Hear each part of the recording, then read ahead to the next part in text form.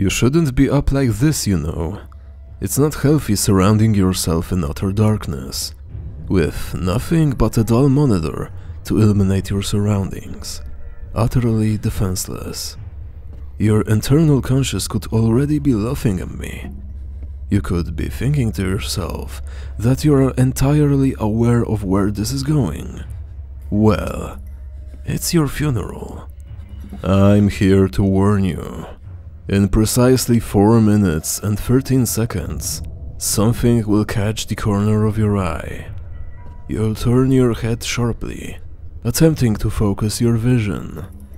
Your cat will slink past, wryly waving its tail. Your relief will overcome you as you gently welcome your feline companion into your lap. In exhaustion, the poor animal will collapse, a pour of contentment filling the air. As you continue perusing the internet, you will notice something strange about your pet.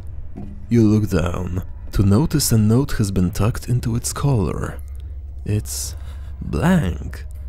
You question this, but return to the internet. Your cat shivers, stretches, and jumps from your lap, scurrying off. The note, which you've conveniently placed next to your computer, begins to bleed with dark ink. You open the crumpled paper, holding it to the light of the monitor. It's then that an illustration of an eye will appear. It's then you realize that you don't own a cat. Now, this is retribution. If you have any hope of saving yourself, find a scrap of paper, draw the eye, turn off your monitor, surround yourself by darkness. Don't you dare close your eyes. Blink, and this will all be for naught. You'll be dead before you even felt your eyes close. Kneel, fold the illustration, and place it within arm's reach of you. By now, you should feel it on you. The eye will be watching. It will choke your breath. You must try. Utter the following: I can see you. Drop the illustration and return to your computer. I am sorry to say, the watchful eye will never cease. You will always feel it. It's watching you now. Nice shirt.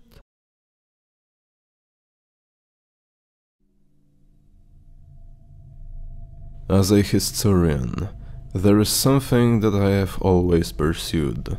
The only confirmedly legit genie in a bottle in the whole world. After a decade studying it, and another 5 years searching for it in the remotest locations of the earth, every single place that fitted the description from an old scroll I found, my team finally unearthed the ancient and muddy lamp. This was our last shot. Our sponsors would give up on us after that, and the last 15 years of my life would have been just the chase of a pipe dream. It was late in the night when the small metallic object was retrieved, so we decided to sleep before going ahead to what I assumed to be the greatest moment of our lives. I slept cuddling the lamp against my chest like a baby, and I had a dream. In my dream, the blue-skinned, steamy djinn displayed jewelry typical of the Sumerian civilization, and I knew immediately that he had belonged to the powerful king, Gilgamesh. I offered the 3 wishes, my lord, 1 tonight, 1 tomorrow night, and 1 the night ere the 2nd. Use them wisely. I used my first wish to ask for no more hunger in the world. The djinn simply nodded and snapped his fingers. He then re-entered his lamp. Immediately my phone was flooded by the most terrifying news. Poor people were disappearing. by the thousands. Countless people reported seeing bombs and the homeless simply being erased from existence.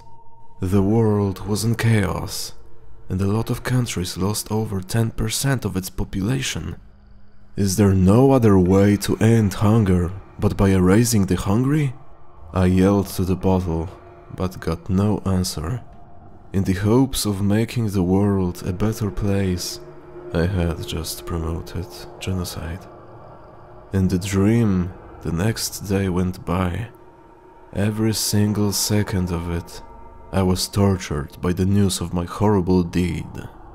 It was true that there was no more hunger in the world, but everyone had lost someone. The solution was horribly dark and twisted. When the night came again, the genie voluntarily left the bottle a second time. What did you just... We don't talk about the consequences of the wishes. Make the second one. Since I was already a genocidal monster, I might as well do it right. So, I asked for no more billionaires. I almost craved to hear the news about Jeff Bezos and Elon Musk being no more. Instead, only the money disappeared, until they all were exactly non-billionaires. Frustrated, I waited until the next night and asked that the djinn erased my existence because I wasn't worth of the wishes. I was dangerous. I had ruined the world. I woke up in cold sweat inside my tent, still holding the lamp with all my might. I took the dream as an advice to be wise about my wishes. It was still the middle of the night, so, despite feeling anxious and uneasy, I fell back asleep. When I woke up again, the lamp was gone, and the whole crew was violently kicking one of the members and yelling profanities at him. The guy had stolen the lamp in my sleep and used the single wish provided by the genius to request that we won't have another year like 2020. As all of us have been crying a black liquid non-stop, I realize that the wish was fulfilled. From now on, we will have worse years than the last.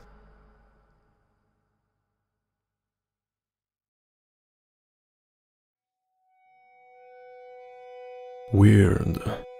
This is really weird. I just answered an email from my first client this month. Say there is something in their photos that's really freaking them out. About 2 weeks ago, I got an email from my first client asking if I could remove the dog from their photos. There wasn't a dog at their wedding, but there is one lurking in the background of several of their photos. Since I edit all of my weddings, I didn't recall a dog in their pics at all. Their wedding was located at a pretty rustic place, and the owner does have a couple of large dogs. Maybe one hang out for the night. The couple and I are pretty certain that's what it is. I reopened the pics and sure enough, there it is. A large black dog in the background of a few ceremony shots and quite a few groups. It's too far away to tell what kind of dog it is, but you can definitely see it's a dog. It's pretty easy to get the dog out of the pics. I sent the couple their photos and they are happy with them. Moving on, not a big deal. Then it happened again, last week. Same complaint. I don't recall a dog in their photos, but I opened them back up and there it is. A large black dog is lurking just outside the reception area. You can see its features pretty clearly in the photos. It's sitting comfortably not moving from the spot it's in any of the images. Its black fur is sleek and clean, its ears are at attention, and its eyes, its piercing eyes, are staring right into the camera. In every single photo. The dog is not as easy to get out of the images. I sent the couple the images I had finished, but I did have to trash one or two. Not so fun, but what else can you do? I sent off another wedding album today and almost instantly got an email from my client. Who brought the dog and why is it in my photos? I opened the photos and there it is. It's in the ceremony shots, the dinner, the dances. It's over her shoulder. It's pressed up against the groom's leg. This time, it's looking vicious. Its ears are back. The hair on its neck is up. Its teeth are bared in a snarl. And its eyes are staring right into the camera. The dog was not in the edited photos when I loaded them. I pulled open the raw files, and it's there.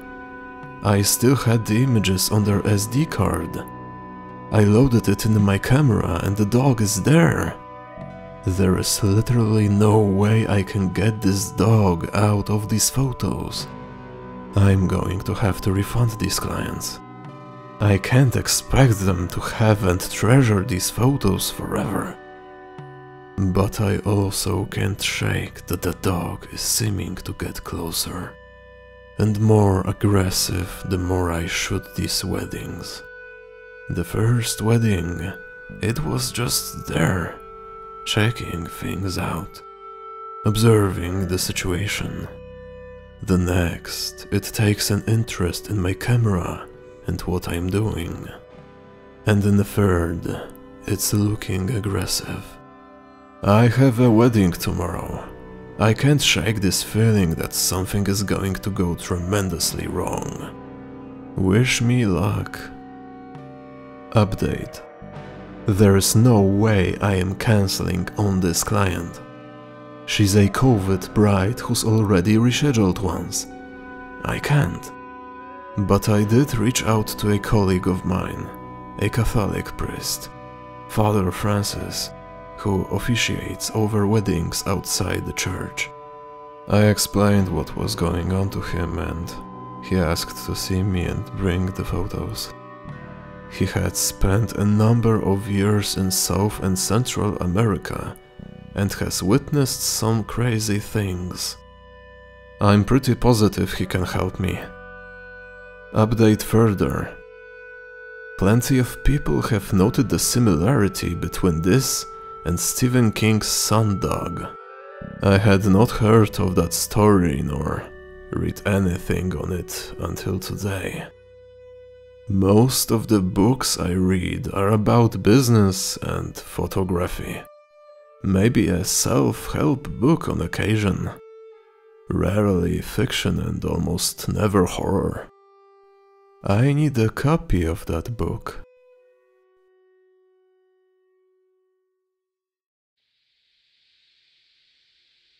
There was a hunter in the woods who, after a long day hunting, was in the middle of an immense forest. It was getting dark, and having lost his bearings, he decided to head in one direction until he was clear of the increasingly oppressive foliage. After what seemed like hours, he came across a cabin in a small clearing. Realizing how dark it had grown, he decided to see if he could stay there for the night. He approached and found the door ajar. Nobody was inside. The hunter flopped down on the single bed, deciding to explain himself to the owner in the morning. As he looked around the inside of the cabin, He was surprised to see the walls adorned by several portraits, all painted in incredible detail.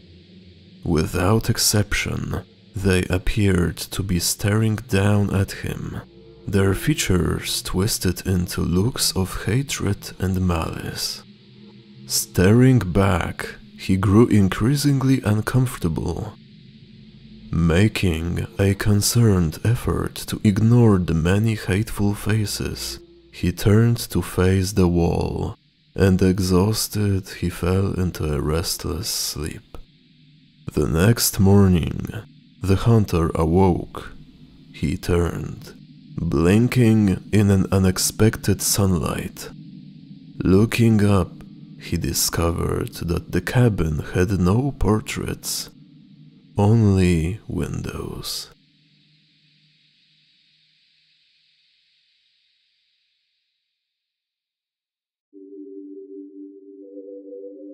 One school day, a boy named Tom was sitting in class and doing math.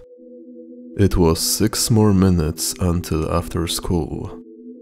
As he was doing his homework, something caught his eye. His desk was next to the window, and he turned and looked to the grass outside. It looked like a picture. When school was over, he ran to the spot where he saw it. He ran fast, so that no one else could grab it. He picked it up and smiled. It had a picture of the most beautiful girl he had ever seen. She had a dress with tights on and red shoes, and her hand was formed into a peace sign. She was so beautiful. He wanted to meet her. So he ran all over the school and asked everyone if they knew her or have ever seen her before. But everyone he asked said no. He was devastated. When he was home, he asked his older sister if she knew the girl. But unfortunately, she also said no. It was very late, so Tom walked up the stairs, placed the picture on his bedside table, and went to sleep. In the middle of the night, Tom was awakened by a tap on his window. It was like a nail tapping. He got scared. After the tapping, he heard a giggle. He saw a shadow near his window, so he got out of his bed, walked toward his window, opened it up and followed the giggling. By the time he reached it, it was gone. The next day again, he asked his neighbors if they knew her. Everybody said, sorry, no. When his mother came home, he even asked her if she knew her. She said no. He went to his room, placed the picture on his desk, and fell asleep. Once again, he was awakened by a tapping. He took the picture and followed the giggling. He walked across the road when suddenly he got hit by a car. He was dead, with the picture in his hand. The driver got out of the car and tried to help him, but it was too late. Suddenly, he saw the picture and picked it up. He saw a cute girl holding up 3 fingers.